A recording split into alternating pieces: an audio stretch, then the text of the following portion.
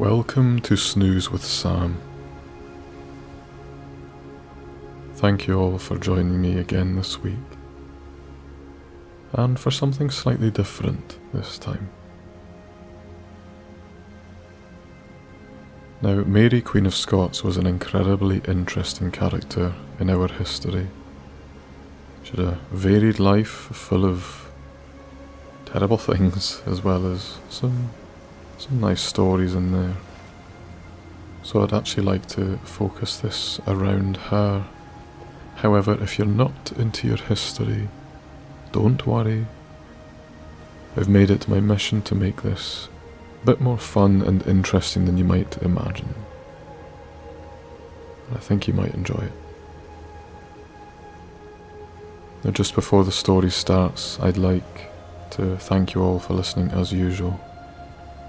But also, just to remind you to please keep liking the stories and commenting as you do. It helps everything and it helps the channel grow. I really appreciate it. And secondly, just invite you to, if you aren't already and you do keep coming back to listen to these stories, please consider subscribing because it is free and it really helps the channel grow. I'd still estimate about half of people who do regularly listen are not subscribed, so if you all did, you would literally help the channel double in size overnight. Anyway, without any further ado, I hope you enjoy tonight's story, in which we investigate the fascinating existence of Mary, Queen of Scots. So, as always, lie back, take a deep breath, and enjoy this story.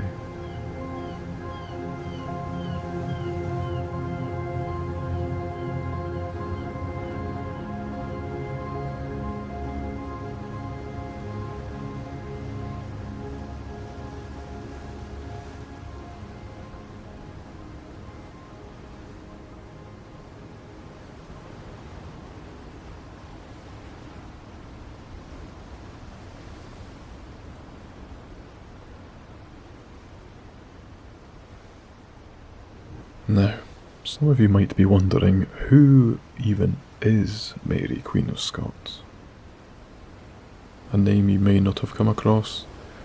She's just some lassie in Scotland sometime very long ago. And I'd forgive you for thinking that. The world's a very big place. This is just one woman. A very interesting woman, though. Now, Mary, Queen of Scots, was Scotland's queen from 1542 until she was forced to abdicate in 1567. Her life was filled with extremely unfortunate events. She was widowed 3 times. She faced lots of opposition and had a pretty difficult relationship with her cousin, Queen Elizabeth I. Eventually, she was imprisoned and killed, unfortunately. But her reign raised questions about power, about religion, and the monarchy as a whole. Mary, Queen of Scots' reign was a lively period in Scottish history, and learning about her could be the basis for a lot of exciting lessons even today. So what was Big Mary's early life like? Mary was thrown into a difficult world, and that's saying it very lightly, almost as soon as she was born. She was born into the Stuart royal family, who had been ruling Scotland for centuries. Her own mother, Mary of Guise, gave birth to her on the 8th of December 1542 in Linlithgow Palace. By the way, Linlithgow Palace still exists. It's still there, right by the water, pretty much perfectly preserved. It's just got a funny roof on it these days. Kind of pointy spire, diagonal silver shiny chrome things. Just search it if you're curious. 6 days after her birth, Mary's father, King James VI of Scotland, died. That's some poor timing.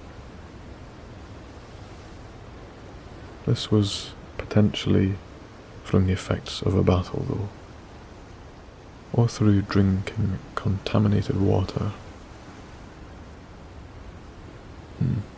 Perhaps it was contaminated with hops and malt and alcohol. Whatever the reason for his death, it was meant that Mary became the Queen of Scotland before she was even 1 week old. Mary's grandmother was Margaret Tudor, the sister of Henry VIII. It's all knitting together now. So this means that she was actually also part of the English royal family. Tricky place to be. Can you imagine that these days? Oof. King Henry VIII of England made plans to marry Mary, Queen of Scots, to his son, Edward. This would have meant that the Scottish and English kingdoms would be fully united. The plan was for the two of them to marry when Mary was just 10 years old. Different times back then. But it was also partly to help stop Scotland's positive relationship with France that had endured for many centuries, always a common ally to rest upon. However, the association with France continued, and the plan was later abandoned.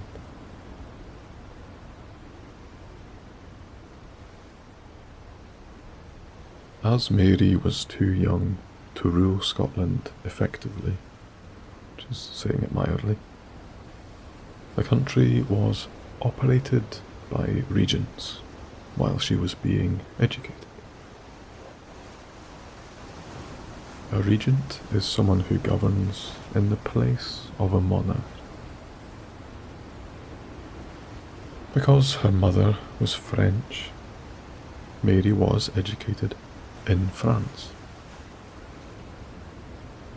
She moved to France when she was 5 years old and lived there for the next 13 years of her life.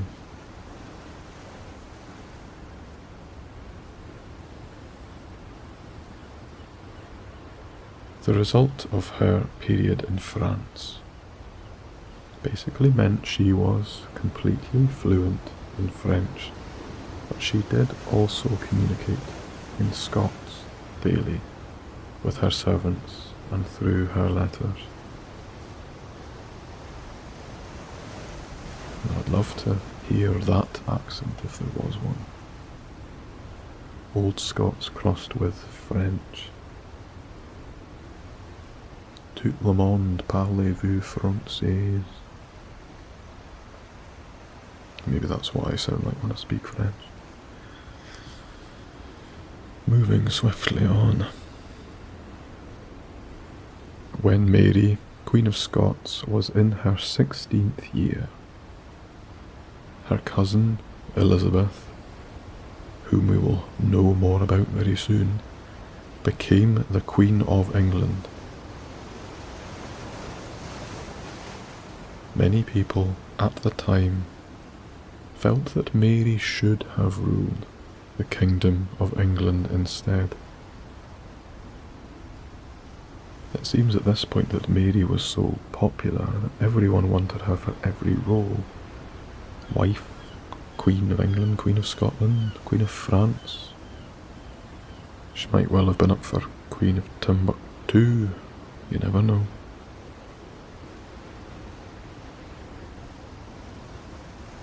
However, this is because some people viewed Elizabeth as illegitimate, as she was born to Henry VIII's second wife.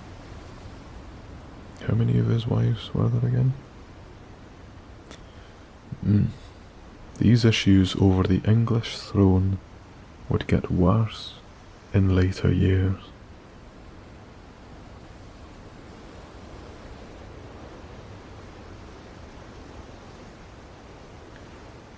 Now, Mary was the Queen Consort of France, and during her period in France, Mary, Queen of Scots, married the King of France's son. Officially, at least, this was her first husband. At the wedding, King Henry II of France declared that Mary and her husband were the King and Queen of England, which definitely will have angered Elizabeth, don't you think? Soon afterwards, by some act of ill fate, maybe, King Henry II died. Suspicious glances around the room. And this made Mary the Queen Consort of France.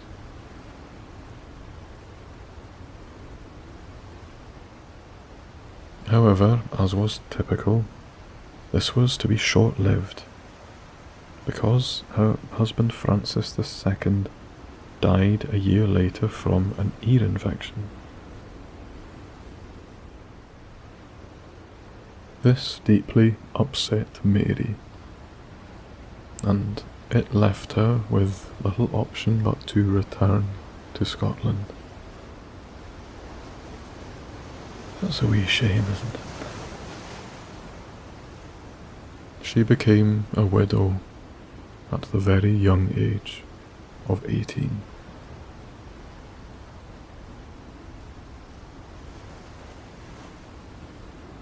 Now, Mary's return to Scotland and the marriage to Lord Darnley. As Mary, Queen of Scots, had lived most of her life in France at this point, she wasn't fully aware of the issues that existed in Scotland. Is it the drink, or is it the lack of vegetables? I don't know. I'm assuming those issues have carried forward to this day. No, Scotland was becoming more and more Protestant, whereas Mary had deeply held Catholic beliefs. This meant that a lot of Scottish people were suspicious of her. That would still be the same today, to be fair. And so was, in fact, Queen Elizabeth I. She was also rather suspicious of her. However, Mary did try to be tolerant towards those who were Protestant. Tolerance. This even angered Catholics, who felt she wasn't punishing them in a way that they would have liked. People really couldn't just get along, could they? But then again, not so much has changed, I suppose. Anyhow, Mary eventually married her second husband, Lord Darnley. And such is the way in monarchies. Lord Darnley was also a cousin to Mary and Elizabeth I. Don't judge. This worried Queen Elizabeth, because this meant that they were both eligible to govern the English throne.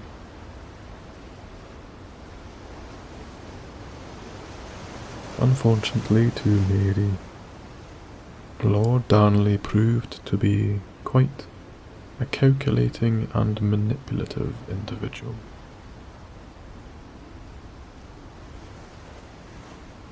As soon as they were married, he displayed a real desire for power, which could have endangered Mary. An appetite for power traditionally doesn't end well, does it?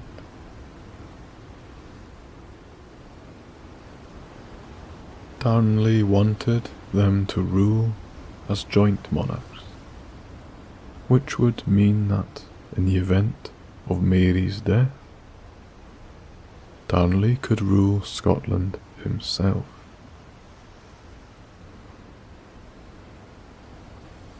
And as a result of this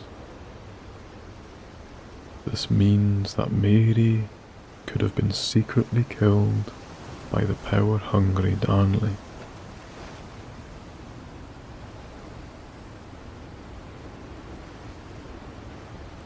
Somehow, and despite all of these problems, people will be people, they managed to have a child, who would later become James VI.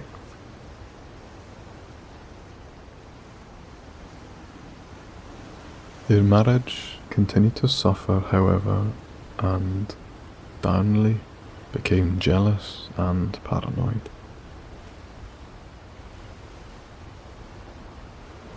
Because he was a wily fox of a man who didn't really know when to stop, he helped to organise the murder of Mary's private secretary and personal friend, David Rizzio.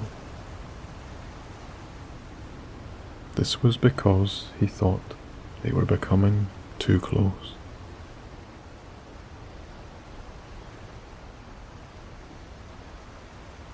Rizzio's murder deeply upset Mary. Fancy that.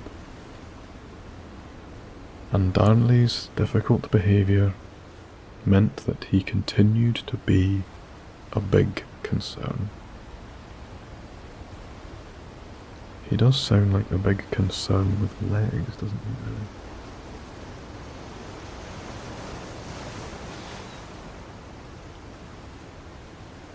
Lord Darnley's death. Through a strange sequence of events, Darnley was also murdered.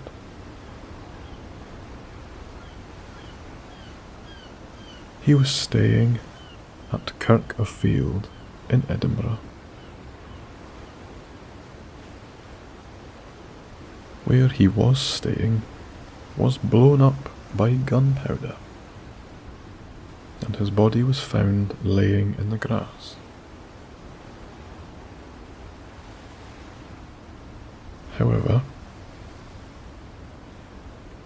his body appeared to be completely unharmed from the blast,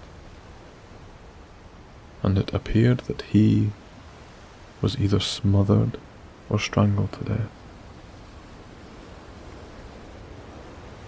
It appeared that somebody tried to make the explosion seem like an accident, and Darnley died as a result. I don't think a criminal such as that would have gotten away with it these days.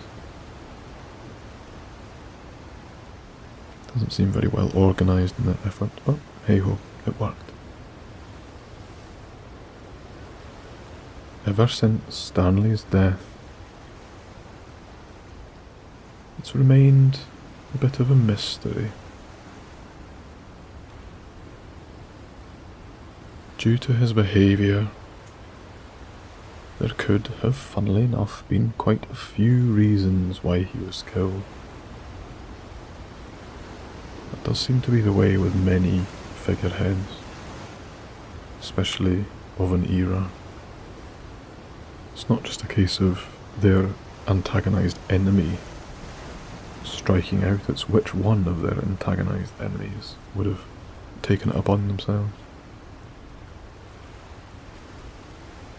However, it is still unknown whether Mary, Queen of Scots, had any knowledge of his murder, or whether she approved it.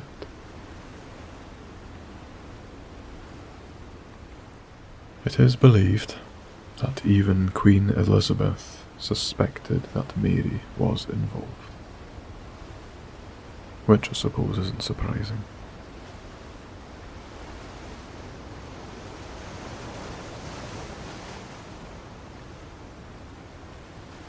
Mary's imprisonment and abdication.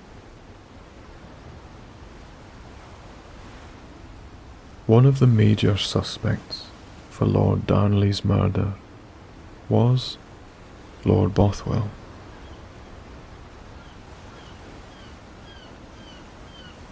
After Darnley's death, Bothwell stayed close to Mary and led her that he was able to protect her. As if by magic, they eventually married. However, the marriage turned out to be very unpopular with the people of Scotland. She seems to become romantically involved with anybody that says hello, isn't she? Many people were shocked that Mary would end up marrying the person that is accused of murdering Darnley. Perhaps, but was it the perfect crime?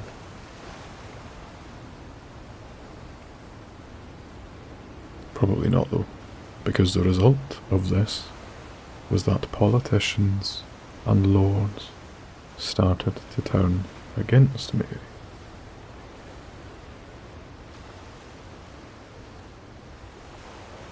Eventually they captured and imprisoned her, and she was forced to abdicate and let her 1-year-old son, James, become king. I bet he was chuffed, eh?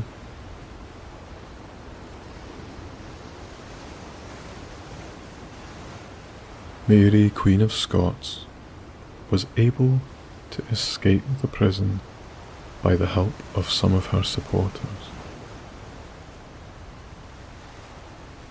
By the way, she was imprisoned in Leven, I believe. It's a small seaside town, still exists today. It's part of Fife. It's not a very nice place, but I didn't say that. Actually, it's got a lovely castle.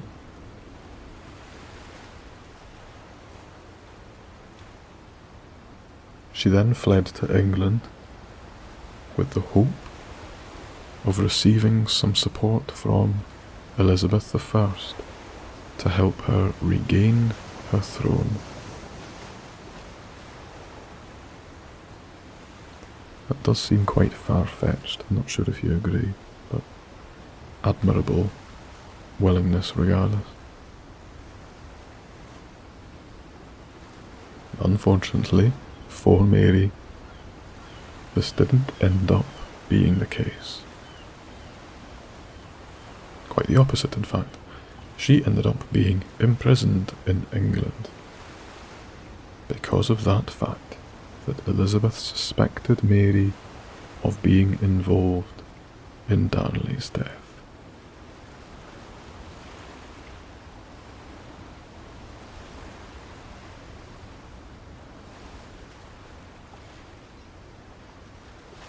Following her second imprisonment, Mary, Queen of Scots, had few options left.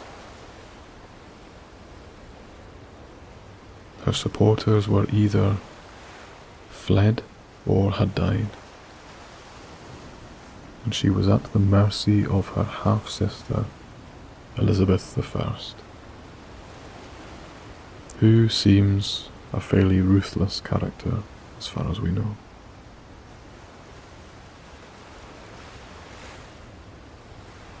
Mary was taken from the Tower of London and placed on trial before the Queen and her judges.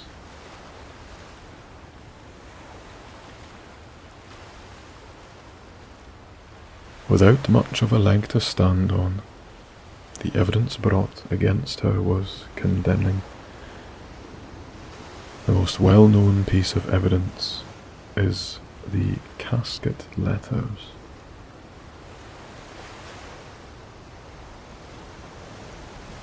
These were a handful of letters written in Mary's handwriting that detailed plots to take the throne from Elizabeth. This isn't looking good, is it? And showed that Mary supported the death of Darnley.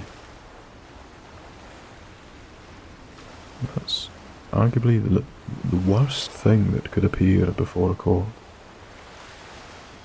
I doubt she tried to argue out of that one.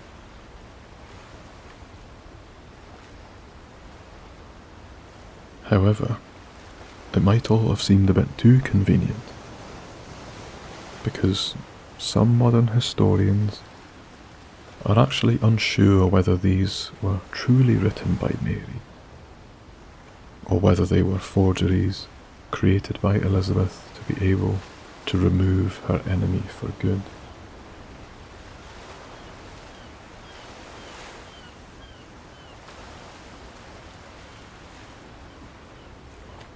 Mary was eventually executed after being imprisoned in England for many, many years.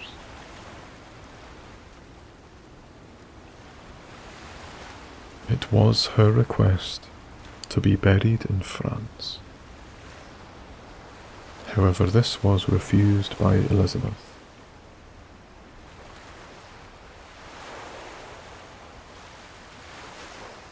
By a bizarre twist of fate,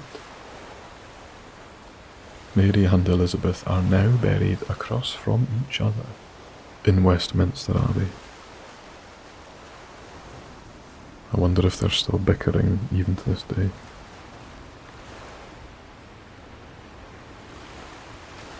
Mary was found guilty of high treason at her trial and was sentenced to death. She spent her final hours in contemplative prayer and was led to the block on the morning of the 8th of February, 1587.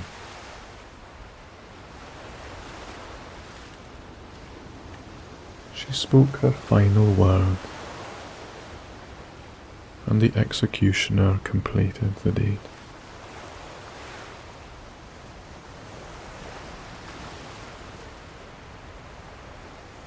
When Queen Elizabeth received the news that Mary had been executed, she immediately turned on her Earl Davison and told the royal court that he acted without her permission.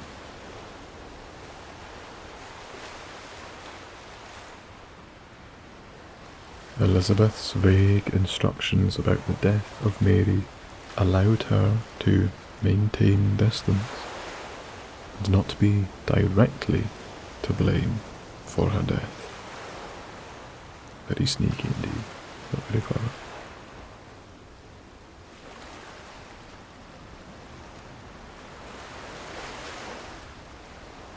Following the death of Mary, she left a will that stated she wished to be buried in France.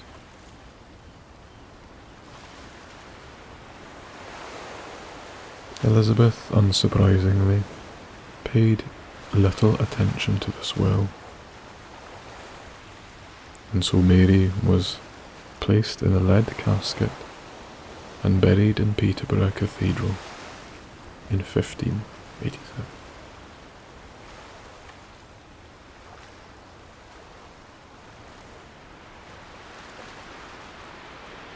Many years down the line, when he became king, her son James VI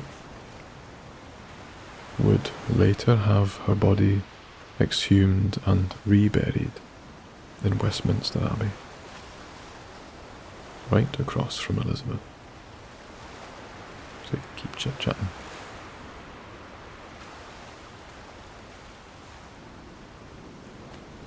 In 1603, Elizabeth died without leaving any heir.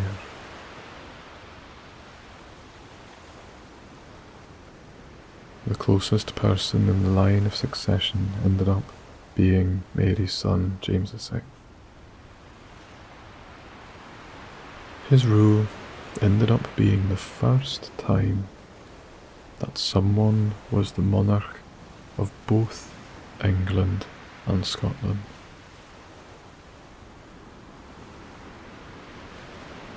This rule marked the union of the crowns.